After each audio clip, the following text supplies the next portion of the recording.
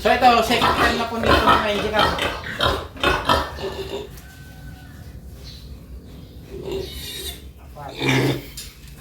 Ito po ay pangpurga sa kanila.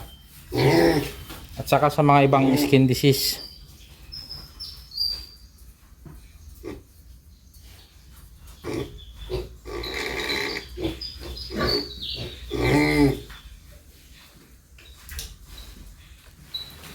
Yan, gustong gusto po nila oh. Medyo alalay lang po kayo sa tubig pag mga ganito pa kaliliit yung inyong mga alaga. Pwede nyo rin naman pong gamitin yung Latigo 1000 pero mas preferred ko po yung ganito, yung inject para mas sigurado. Kasi yung...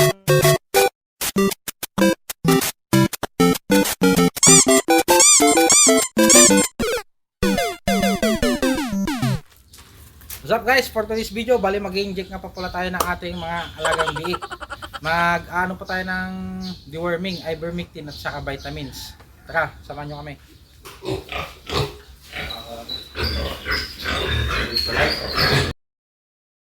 1cc o 1 ml na syringe. Saka itong ivermectin na nabili natin sa bayan.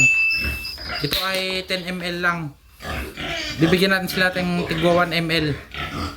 Ito ay 180 pesos. Ito po, ini-inject lang po ito sa ilalim ng balat. So, hindi po siya sa muscle i-inject. Iharap mo sa akin mo, buhalin mo sa paa.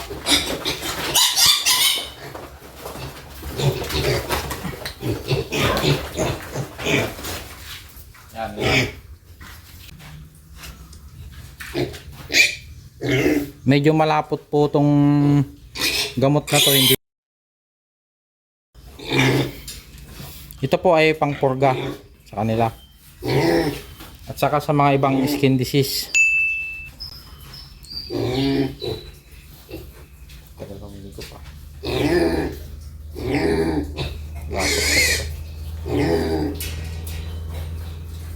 May mga 10 kilo na yan.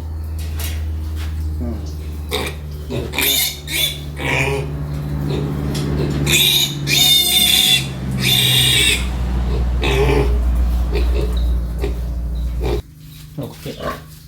Dito lang po tayo sa balat mag-inject ah.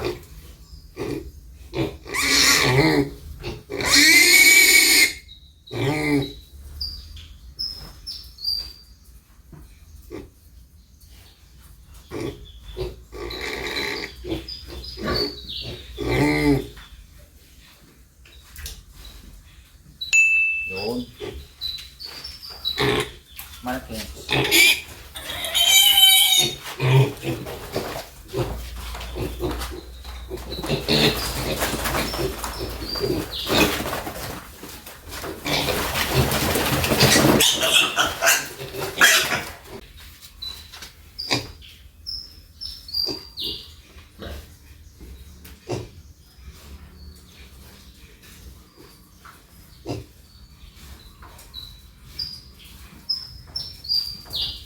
Ito po yung pinakamadaling pag-injikan ng balat. Sa leg po kasi medyo mahihirapan. 1 ml po ang kinakarga natin, sila po ay may 10 kilos above.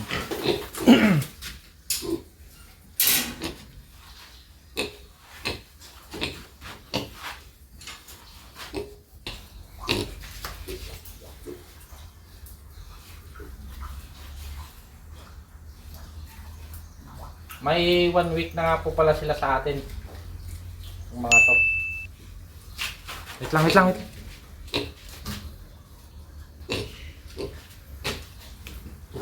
Ano kalimutan ko?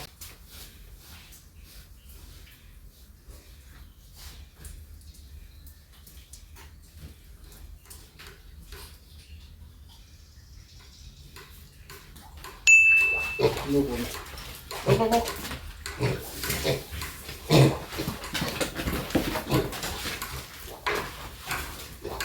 Parang may isa pa ata. Dalawa pa.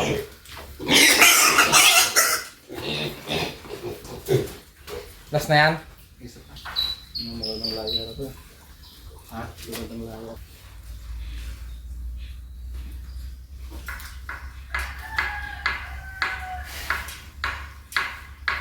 Diwal nito.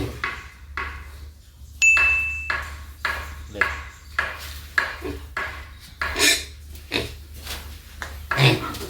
pa.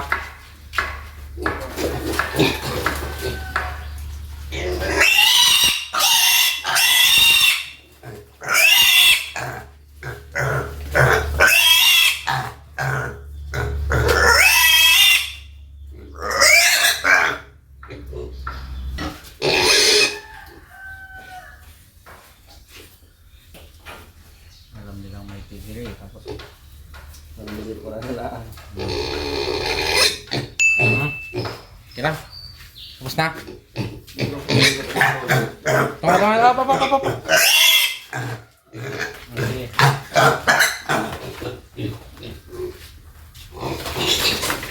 Sige na. Okay. Yes. Yan, bali natapos na po natin silang purgahin.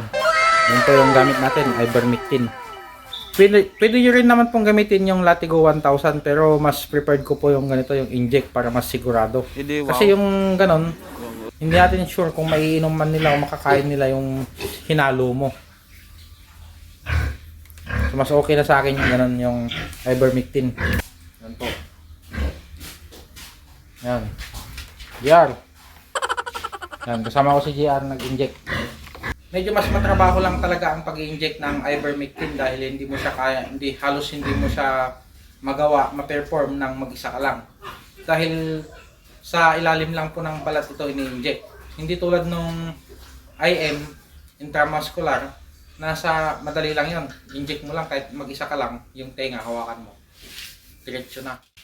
Yan, bali, paubos na po nila yung kanilang early win na 1 bag. 1 week pa lang. Nandito na. Maghahalo na po tayo ng konting hog starter. Yan. Kunti lang po, parang ipapatikim na po natin sa kanila. Hanggang sa ito na po, magsishift na po sila dito sa starter feeds. So, bali kunti lang po muna yung ating ihalo. Yan. Dalawa lang.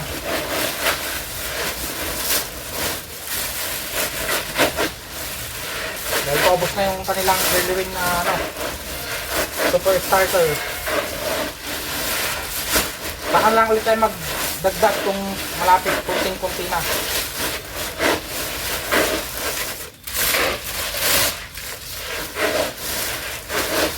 So dito sa amin, dito sa Binalongan, Pangasinan, nabili ko po itong hog starter ng 1,940. Ito naman pong early win is 1,510. Ito naman pong grower is na Pigrolac Premium is 1,860.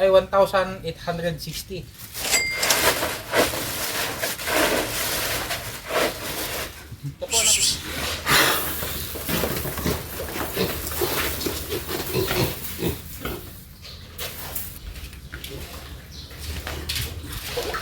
doon sa puti ha.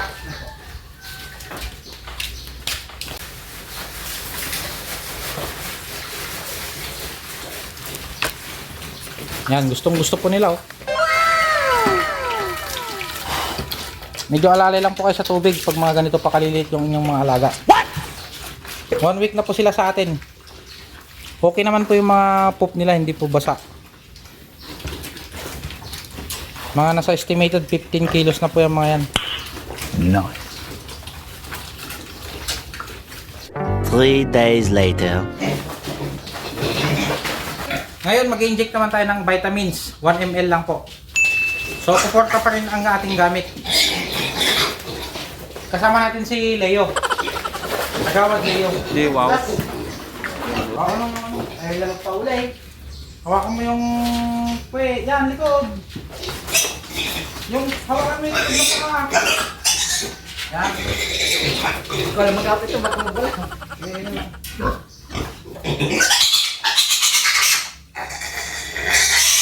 Okay na, sige, taas mo.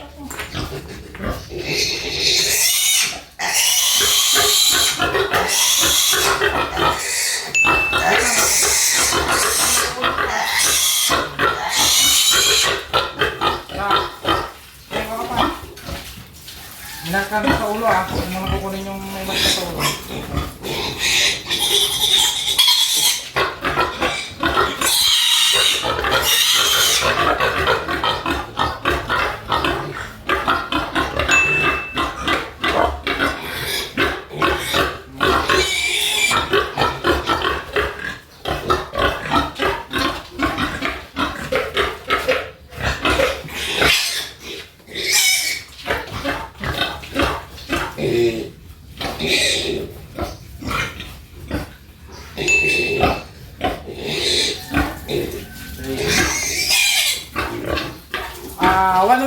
sila na nakuha natin itong mga BX simula nung nabili natin.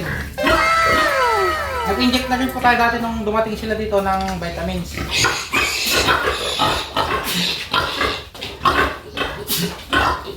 So ito, second time na po dito na-injectan.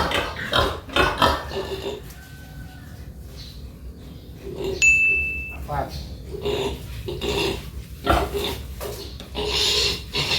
Dalawa pa rin.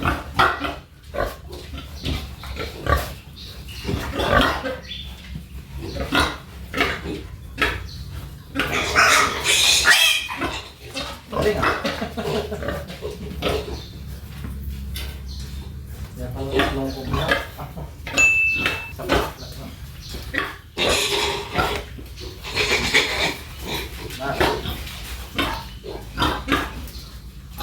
Wala pang marka sa ulo.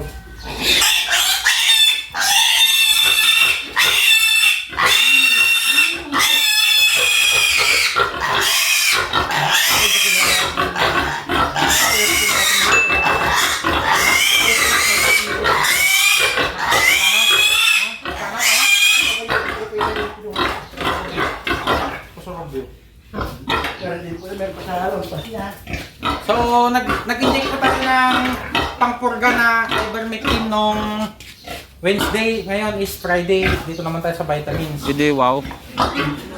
Nagpurga po tayo para mas ma-deworm sila sa... Ma-deworm yung kanilang mga ano sa tiyan at saka yung mga skin disease nila. Tara! That's it for today's video. Keep on subscribing for more videos.